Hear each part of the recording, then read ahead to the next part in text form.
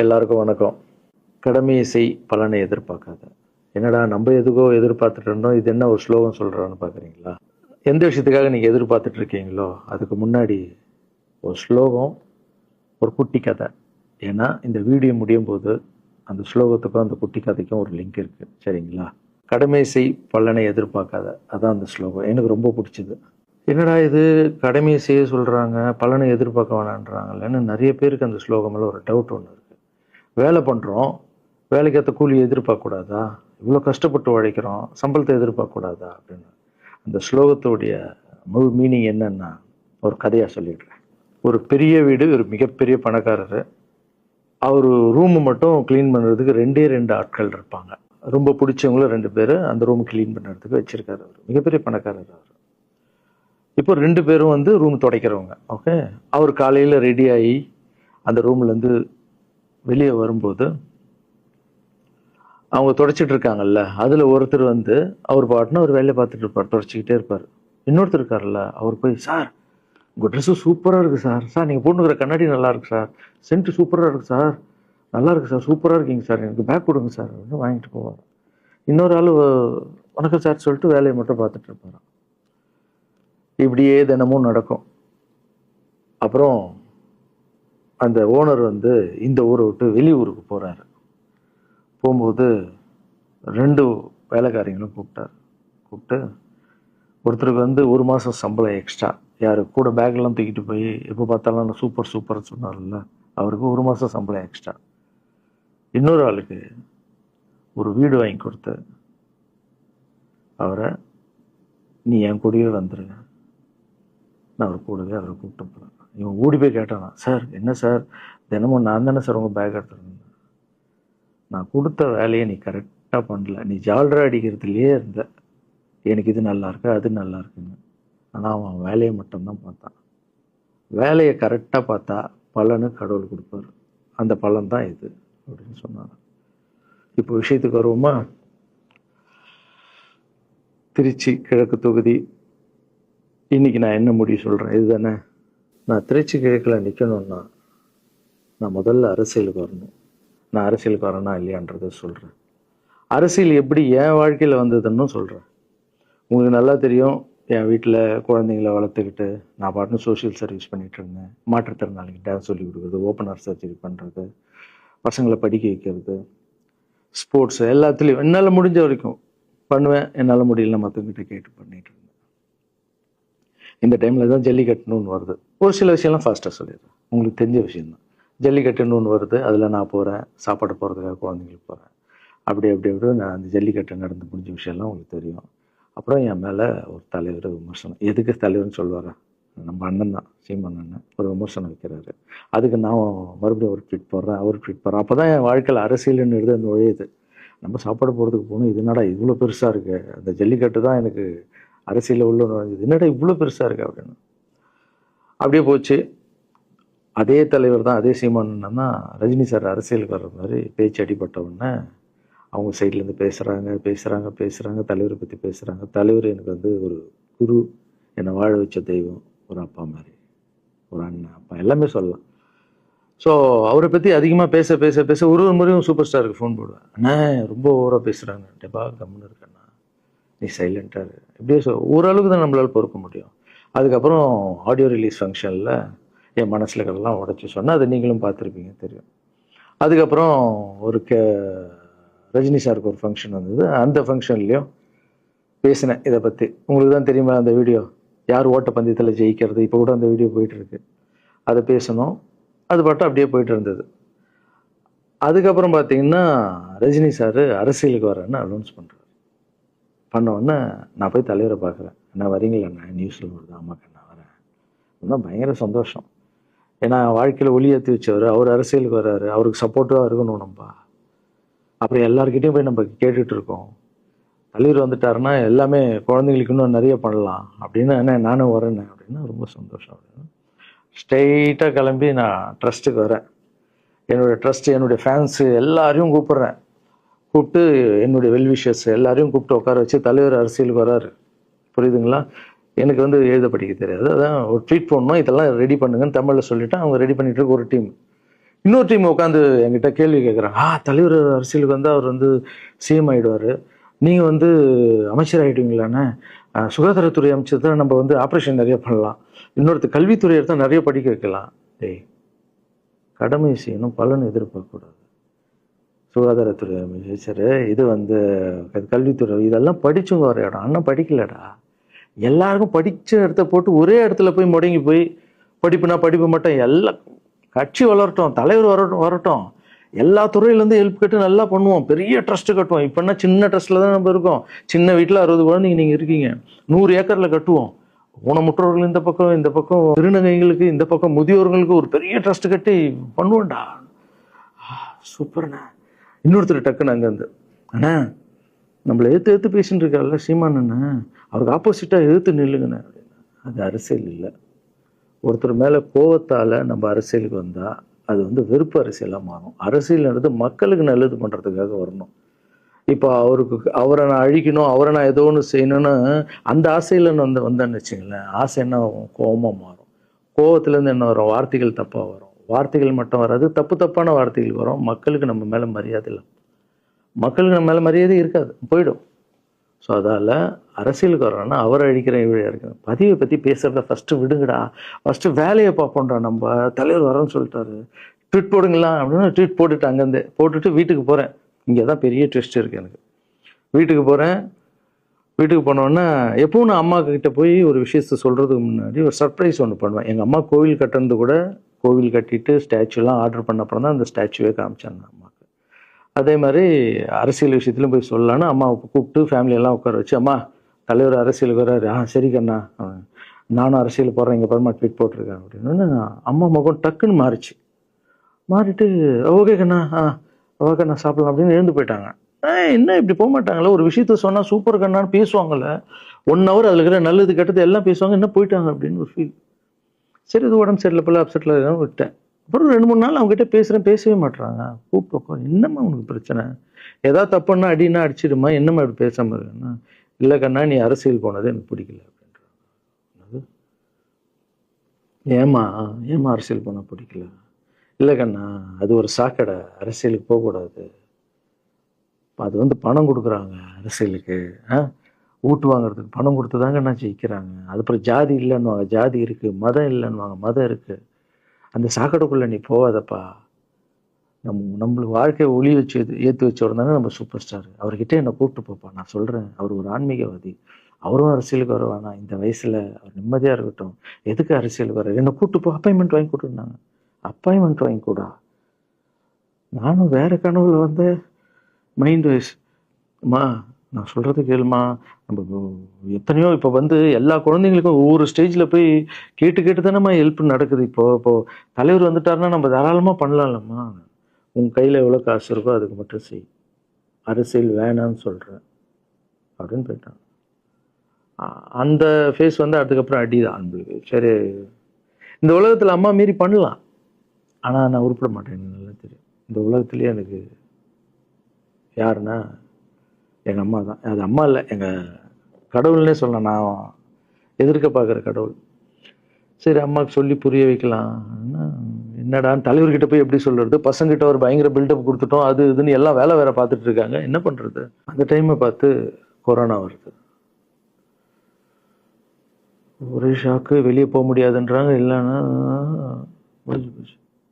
பிரச்சாரம் பண்ண வெளியே போக முடியாது, தலைவருக்கு உடம்பு சரியில்லாமல் போகுது, ஹைதராபாத் ஷூட்டிங் போகிறாரு உடம்பு முடியல, அப்படியே எல்லாமே கொலாப்ஸ் ஆகுது. அப்புறம் தலைவர் அலௌன்ஸ் பண்ணுறாரு, நான் அரசியலுக்கு வரல, டாக்டர்ஸ் வந்து போகக்கூடாதுன்னு சொல்லிட்டாங்க, கொரோனா டைமில் நம்ம வந்து பிரச்சாரம் போக முடியாது, அந்த காரணம் சொன்னார், அது உங்களுக்கு எல்லாருக்கும் தெரியும். தான் தலைமையில் கை வச்சுன்னு உட்காந்துட்டோம். நான் ட்ரஸ்ட்டில் இருக்கிற குழந்தைங்க மற்றவங்க எல்லாரும் என்னென்னு நினச்சி ஒர்க் பண்ணிட்டு இருந்தால எல்லாரும் அப்செட்டில் உட்காந்துருக்கோம். தலைவர் ஒருத்தம் போய் பேசி பார்க்கலாம் அவர்கிட்ட, தலைவர் வர்றாரு கூப்பிட்றாரு போகணும். அந்த மாதிரி தலைவரை பார்த்ததில்லை நான். அப்படியே எனக்கு புரிஞ்சுது, அவர் ரொம்ப வலியில் இருக்கார் அப்படின்னு. எவ்வளோ சுறுசுறுப்பானால உடம்பு முடியலைங்கண்ணா, பரவாயில்ல உங்கள் உடம்பு தானே முக்கியம், என்ன இதெல்லாம் என்னென்ன தூக்கி போடுங்கண்ணா. இல்லைங்கண்ணா இத்தனை வருஷம் என்னை வாழ வச்சாங்கல்ல, அவங்களுக்கு ஏதாவது ஒன்று பண்ணணும்னு நினச்சாங்கண்ணா, இங்கே குத்துதுக்கண்ணா, எனக்கு என்ன பண்ணுறதுன்னு தெரியல, ரொம்ப கஷ்டமாக இருக்கு அப்படின்னா. அண்ணே அதை விடுங்கண்ணே, எல்லாம் அப்படின்னு அவர்கிட்ட பேசிட்டு அவர் வந்து அப்போ நான் முன்னாடி பேசும்போது அவர் சொல்கிறார், நான் கூட பதவிக்கு வரணும்னு ஆசைப்படல, இன்னொரு நல்ல ஆள் படித்த ஆள் அங்கே நிற்க வச்சுப்பாங்க, யாருன்னே சொல்லுவேன், யாருன்னு கூட சொல்லலை. அது அப்படியே போச்சு, அவர் மனசுக்கு மட்டும்தான் தெரியும், யாருன்னு கூட சொல்லலை. ரொம்ப அப்செட்டாக இருந்தார். சரி ஓகே, இதுவும் கடந்து போகணும். அப்படியே கடந்து போச்சு. எனக்கும் காஞ்சனா படம் அது இதுன்னு வந்து பெரிய ஹிட் ஆகுது. அதுக்கப்புறம் யாருக்கிட்டேயும் நீங்கள் யாரும் எனக்கு ஹெல்ப் பண்ண வேணாம். முதல் நாள் நான் கலைஞர் ஐயா கிட்ட ஹெல்ப் கேட்டேன். அவர் ஒரு சில குழந்தைங்களுக்கு ஹெல்ப் பண்ணார். அதுக்கப்புறம் அன்புமணி ராமதாஸ் ஐயா, அவரும் ஹெல்த் மினிஸ்டர் இருக்கும்போது அவரும் ஒரு சில குழந்தைங்களுக்கு ஹெல்ப் பண்ணார். அப்புறம் நம்ம விஜய் சார் நண்பர், அவர் ஒரு குழந்தைக்கு ஆப்ரேஷன் பண்ணார். ஸோ இருக்கும்போது என்னால் முடிஞ்ச வரைக்கும் சொந்த பணத்தை போட்டு பண்ணிவிடுவாங்க. முடியாத போது தான் நான் அந்த ஹெல்ப்பை கேட்பேன். இப்போ தான் நல்லா வந்துட்டுமே, யாருக்கும் எனக்கு பணம் கொடுக்க வேணாம், இனிமேல் என் சொந்த பணத்திலே பண்ணுறேன்னு சொல்லிட்டு நான் பாட்டுன்னு ஒரு வீடியோ கூட நான் போட்டேன், இனிமேல் யாரும் பணம்லாம் கொடுக்க வேணாம். அப்படியே போயிட்டுருக்கு. காஞ்சனா எல்லாம் முடிஞ்சு ஜிகிர்தண்டா படம் ரிலீஸ் ஆகுது. ஜிகிர்தண்டா பார்ட்டி போயிட்டுருக்கு. டைரக்டர் நின்று பேசுகிறேன். நான் டைரக்டர் கிட்ட போனேன். டைரக்டர் யார்கிட்டயும் ஃபோனில் பேசிகிட்டு இருக்காரு. அப்படியே பேசிகிட்டு இருக்கிறவர் டக்குன்னு இந்த சீமானன் பேசுவான்னு கொடுத்துட்டாரு என்கிட்ட. அவருக்கும் தெரியாது நான் பேச போகிறேன். அவர்கிட்ட லாரன்ஸ் பேசுவார், சீமானன் ரெண்டு பேரும் சைலண்ட்டு. நானும் எதுவும் பேசலை, சீமானனும் எதுவும் பேசலை. அப்படியே ஒரு நிமிஷம் அப்படியே நிற்கிறோம். பெரியவர் இல்லை என்னாலும் அண்ணன் அப்படின்னு, அவ்வளோதான் அண்ணன். பயங்கர பாசம். எந்த இடத்துல கோவம் இருக்கும் அந்த இடத்துல குணம் இருக்குன்னு சொல்லுவாங்கல்ல. அண்ணன் புகழ்ந்து தள்ளுறாரு ஜிகிர்தண்டாவை. இப்படி பண்ண கண்ணா, அப்படி பண்ண இவ்வளோ சூப்பராக பண்ண, அந்த சீன் எனக்கு ரொம்ப பிடிச்சதுன்னு. அவருடைய அன்பு தான் தெரியும்ல, எல்லாமே அதிகமாக இருக்கும் அண்ணன்கிட்ட. அண்ணா ரொம்ப சந்தோஷமாக வாழ்த்தினார். அப்புறம் நான் மாற்றம்னு ஒரு அமைப்பு ஆரம்பிச்சிருக்கேன்ல, இந்த விவசாயிகளுக்கு டிராக்டர் கொடுக்கறது, அப்புறம் மாற்றுத்திறனாளிக்கு ஸ்கூட்டி கொடுக்குறது, எல்லாமே அதை பார்த்துட்டு பத்திரிகையாளர் கேட்குறாங்க அவர்கிட்ட, ரகுவலாரன் சார் மாற்றம்னு அமைச்சிருக்காருன்னா, நல்ல விஷயம் தம்பி, நல்லா பண்ணிட்டோம், நல்லா இருக்கட்டும் அப்படின்னு வாழ்த்தினார். ஸோ ஒரு பெரிய பிரச்சனைக்கு கடவுளே அதை அப்படியே சால்வ் பண்ணி வச்ச மாதிரி ஆயிடுச்சு. அப்படியே போச்சு. ஆனால் நீங்கள் நல்லா இருக்கணும், எங்கே இருந்தாலும் நல்லா இருப்பீங்க. எப்போல்லாம் ட்ரஸ்ட்டுக்கு போகும்போது பசங்கள்லாம் கேட்பாங்க, அந்த 100 ஏக்கர் ட்ரஸ்ட்டு குழந்தைங்க, சரி ஓகேடா. அப்படி பார்த்தீங்கன்னா நண்பர் விஜய் சார் கிட்ட பேசிட்டு இருக்கும்போது நான் வர அரசியலுக்குன்றாரு. நிஜமா நண்பா அப்படின்னு, எஸ் அப்படின்னு. மறுபடியும் போய் ட்ரஸ்ட்டில் உட்காந்து டேய் நண்பர் வராரு. ஏன்னா சூப்பர் ஸ்டார் எனக்கு எவ்வளோ க்ளோஸோ, நண்பர் கூட அவ்வளோ க்ளோஸ் தான் எனக்கு. ஏன்னா மேகமாய் போகிறேன்ற சாங்லேருந்து நான் அவருக்கு டான்ஸ் மாஸ்டராக பண்ண ஆரம்பித்தேன். அதுக்கப்புறம் நிறைய சாங் பண்ணேன், சரக்கு வச்சுருக்கேன். அது உங்களுக்கு தெரியும், அந்த தாம் தக்க தீம் தக்க. அவருக்கு மட்டும் நான் ஸ்பெஷலாக பண்ணி கொடுத்துட்டு போவேன். தமிழ் வேறு யாருக்கும் பண்ண மாட்டேன். அவர் கூப்பிட்டா வருவேன், தலைவர் கூப்பிட்டா வருவேன், சாங் பண்ணிட்டு போவேன். அவர் வரணும் போது எஸ், ஏன்னா அவர் ஒரு முடிவு எடுக்க மாட்டார், எடுத்தாருன்னா அவர் நல்ல உழைப்பார், நல்ல உழைப்பாளி, பண்ணுவார் அப்படின்னு நினச்சி மறுபடியும் போய் ட்ரஸ்ட் ஆளுங்கெல்லாம் பேசுறதுக்கு முன்னாடி, ஐயோ அம்மா இருக்காங்களே பிடிக்காத, ஃபஸ்ட்டு அங்கே கரெக்ட் பண்ணணும்ல. அங்கே போனேன். அம்மா நண்பர் அரசியலுக்கு வராருமா, என்னம்மா அப்போ தான் ஓகே, இப்போ எல்லாம் மாறி இருக்கு, போகலாமா, நீ ஃபஸ்ட்டு அவர்கிட்ட ஒரு அப்பாயின்மெண்ட் வாங்க, நான் உன்னை கூப்பிட்டு போகிறேன் அப்படின்னா. கூப்பிட்டு போய் இந்தப்பா என் பிள்ளைய ஒப்படைக்கிறேன் பார்த்துக்கப்பான்னு சொல்லுன்னு பார்த்தா, என்னம்மா பேச போகிறான்னு கேட்டேன். நீ அரசியலுக்கு வராத தம்பி, இது ஒரு சாக்கடை, நீ அரசியலுக்கு வராத, நீ ரொம்ப சைலண்டான ஆள், உனக்கு இதெல்லாம் செட் ஆகாது, பணம் கொடுத்தா தான் ஜெயிக்க முடியும், ஜாதி இருக்கு, மதம் இருக்கு, இதெல்லாம் தாண்டி வருது கஷ்டம்னு நான் அவர்கிட்ட சொல்கிறேன்ப்பா அப்படின்னு. நான் அப்படியே மா புரிஞ்சுக்குமாண்ணா, டேய் மீன் குழம்பு வச்சுருக்கேன் சாப்பிட்றேன், அதே மீன் குழம்பு. ஓகே, நான் நினச்சிட்டேன் நம்ம ஜாதகத்தில் இல்லை போல, சரி விட்டுடலாம், சரி இப்போ விட்டுருவோம், ஒரு 2-3 நாளைக்கு அப்புறம் மறுபடியும் பேசுவோம் அப்படின்னு மறுபடியும் பேசுகிறேன். அதே மறுப்பு தான்.